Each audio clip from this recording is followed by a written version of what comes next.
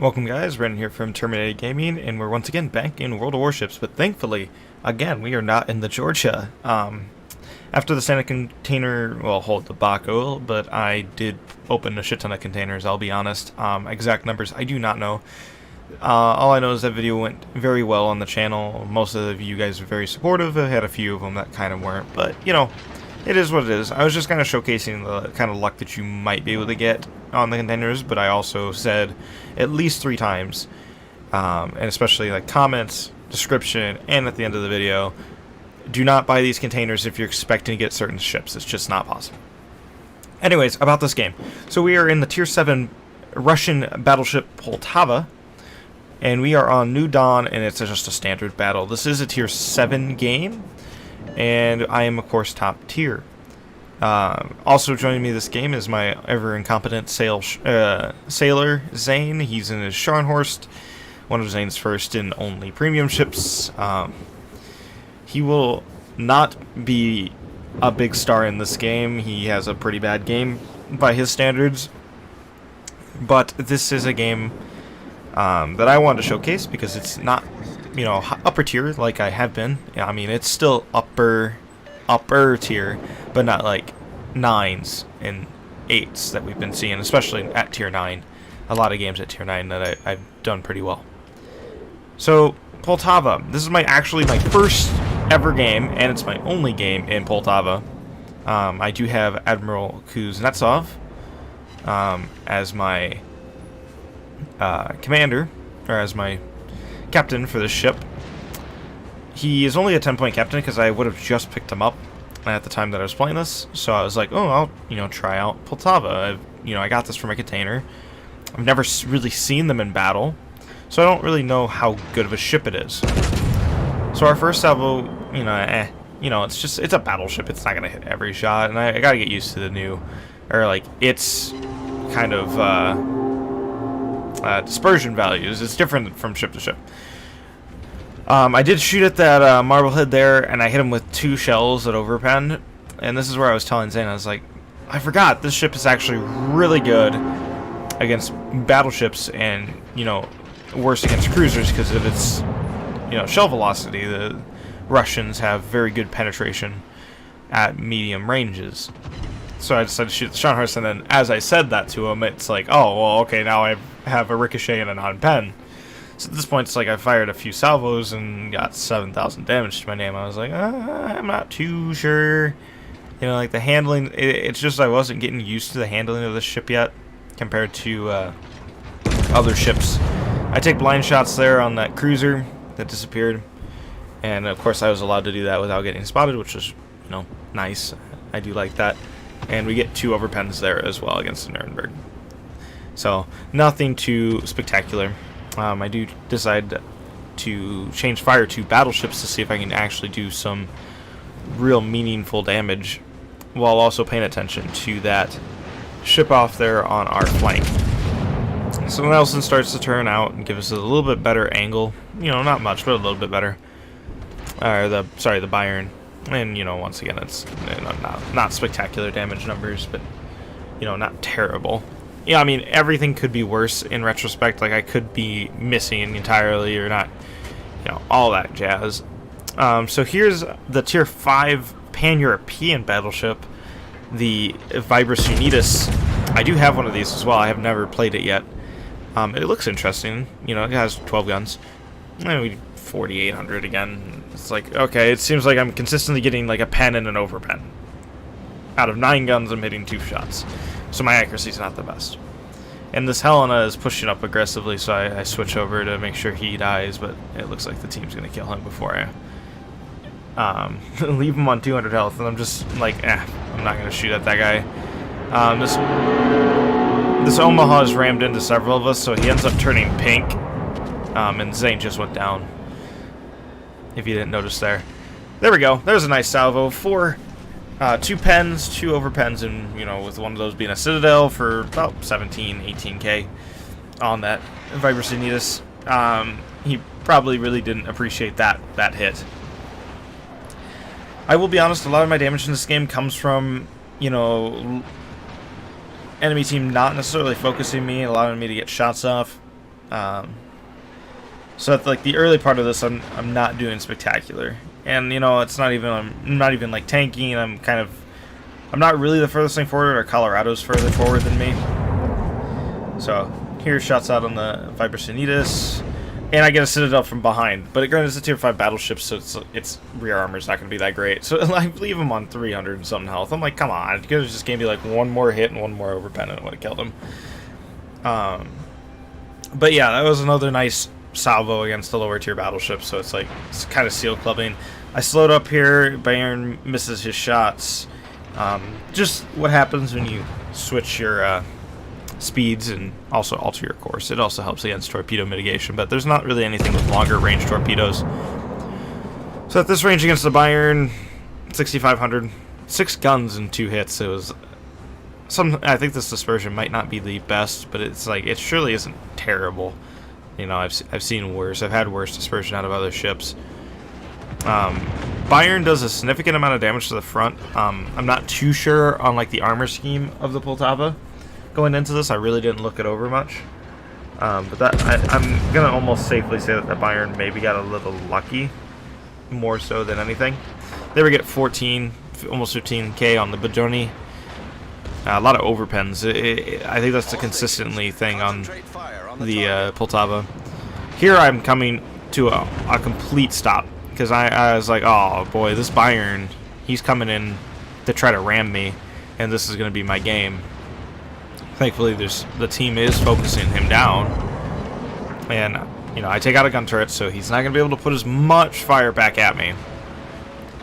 And the friendly team, or our team, is actually really kind of lighting into him. Our carrier's even getting in on this, which Bayern has decent AA at this tier. But I'm getting targeted by that Leon as well, not just the Bayern.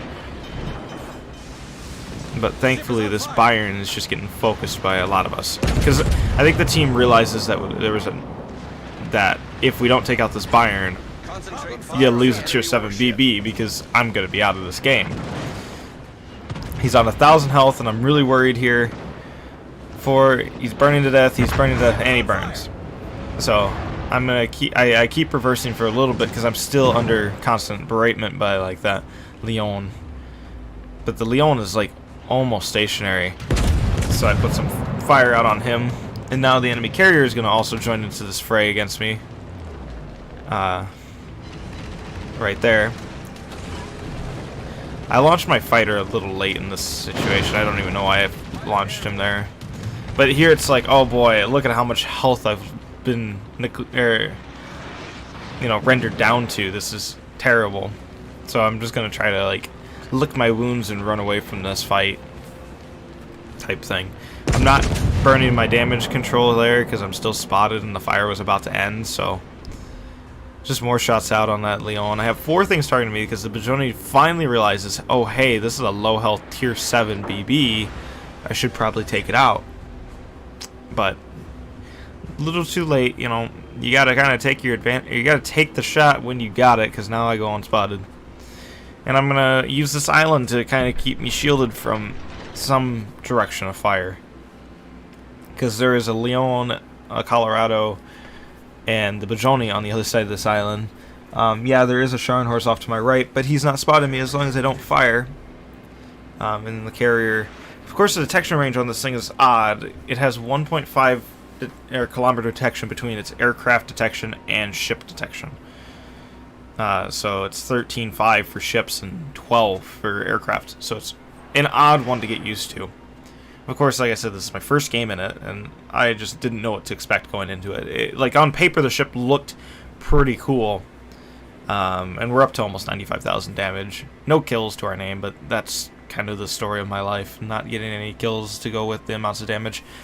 So this Bajoni is actually playing really smart, because I think he thinks that I'm going to actually sail forward around that island, but I'm not. I'm perfectly happy just kind of sitting here. So it's like if you want to get the damage on me, I'm not going to come around and easily give you an easy torp opportunity.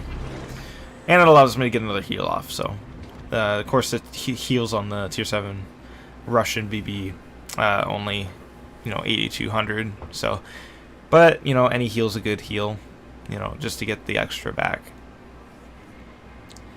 So I'm reversing here just to maybe see if I can get some shots on that Leon. Yes, I'm going to be broadside to that Leon, but he's been kind of proving that he wants to fire HE most of the time here. So I wasn't as worried because I can put out his fires right away. But I was hoping to do a little bit more damage than that to him, if I'm being honest. I really wish I would have did, you know, more than 6,600. With, you know, knowing where he was going to be coming from, it's like, I really felt like I was a little robbed there. So at this point I pull forward and I'm no longer spotted again until his aircraft come into detection range. But the Leon isn't too, like, keen on coming around. And this is where I'm like, situational awareness is not doing well for me. Because the Bajoni does come out right in front of me here. And if we were watching, he was spotted the whole time. So I should have known he was going to be there. But I wasn't paying attention. And there's his torps. But hey, there's a perfect gap. 3 overpens, 2 bounces. What a wonderful, wonderful amount of pen on this ship. So I'm gonna... I kept going just in case he got torps off from the other side. And then there's friendly torps from Numitsuki. And I was sitting here, it's like, well, if I speed up, I go around, get killed by most likely get killed by the Colorado, or I eat this friendly torp. So there's 5,600 damage I really wish I could have avoided. But it is what it is. Torpedoes are not friendly. And I bet he figured that I would be dead. That the Bajoni would have killed me there. I was such low health. I do message him in chat, just say, watch your torps. I was getting a little frustrated with a couple of these players. So I did issue 2 reports this game. But hey, it's tier 5. Getting back on it. Probably just getting frustrated from...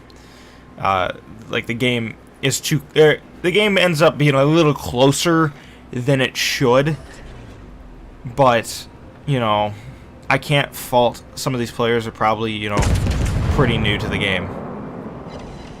I come forward, 2 overpens on the Colorado, and you know, nothing special. I have no heals left, so this is going to be my final health for the rest of the game. And here comes the Furious, and this carrier is a bane of my existence for the remainder of this match. He sees a low health battleship. He's like, ooh, I'm going to get a free kill. I'm going to make him work for it. It's not as good as... and like there's a Mizuki just died to the Colorado there. I do get a Citadel on the Colorado for my Confederate there. I did not expect that because as you saw, he was going away, disappearing when I shot. So, very lucky salvo on that Colorado there to get the Citadel, in my opinion, but a lot of damage came in on him. So at this point, it's either reverse out for the Leon or go forward for the Colorado, so I figure I'll go forward for the Colorado. I get another Citadel, 7 out of 9 hits at this range for my high caliber, putting us up 151,000 damage. I stay bow in towards him. In retrospect, this really probably doesn't help because I'm pretty sure the Poltava does not have thick enough bow to tank 16-inch shells. I'd have to look, but he's down to 2,600 health, and I believe we're going to pick up the kill right here. Nope, never mind, I lied. He was healing, so once again, Brandon gets robbed of a kill. Not a lot of kills in my games. It is kind of disappointing. So the Furious is actually attacking our Brigantine, who's actually been a very big help here. But he attacks the Brigantine and then actually just sends them to me afterwards. Hopefully I don't pop my fighter here. I'm looking at the fighter cooldown. I'm like, oh, please don't pop it, please don't pop it, please don't pop it, because I could use that later. Yeah, I don't think I did. Because I'd rather have that ready to go. I have 2 left, and it's like I'm at 8,500 health for the rest of the game right now. Thankfully, this Leon has a Brigantine to shoot at instead of me. But like I said, this game is closer than it should be. We were once leading 8-5, and now it's 9-8. And it's like, granted, really, if I would have controlled my health better against the Bayern, granted, I figured I was going to go down there to the Bayern. I didn't think he was actually not going to be able to ram me. Here, I just make sure most of my shells can clear that island. And once again, French troll armor. I mean, it's 10k damage, but I really wish that was a little bit better damage number. Anyways, we did 10k to the side of the Leon. Our base, the enemy base is the one being capped right now. But it's a close and tough game. Like, this game was very stressful because once I lost like Zane from the battle, I had no one that I was actually like that was communicating. And then once again, another salvo into the side of the Leon. You know, only 4 hits, 3 of them penned, 1 overpen, and it's like 7k damage. I'm like, oh, come on. And yet we were getting those Colorado pens, and it's like the Colorado is notorious for getting, you know, either overpens or, you know, citadeled. It's one or the other usually with that. So I launched my fighter here. Probably could have got away without doing it, because I don't think the fighters are really kind of useless in the game, let's be honest. But I do have my damage control on, it was up right now, but he misses, so it wasn't a big deal. So here, can use these Russian guns to shoot at a destroyer. I do have AP loaded. I just fire into kind of where he was, not really expecting anything.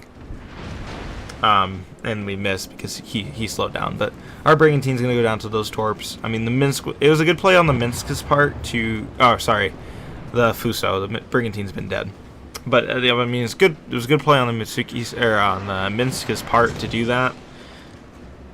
So at this point now he's shooting at me, and I'm like, ah. Oh. Thankfully, with Kuznetsov, will to victory. So I get my. That's a magic final heal for.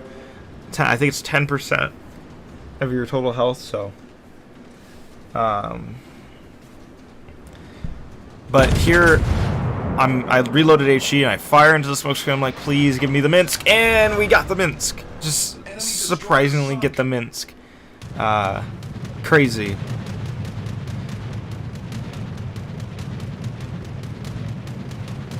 But here's the Furious coming back again, and I'm like, ah, oh, thankfully I have a damage control, but I have no heals left. This carrier's gonna kill me. No fire on his first run, which is really nice. But now it's just down to me and friendly carrier versus the enemy carrier, and we just gotta stay alive. Problem is, I'm gonna get spotted from low Earth orbit, so he can spot me easily. Thankfully, no fire once again on his return run.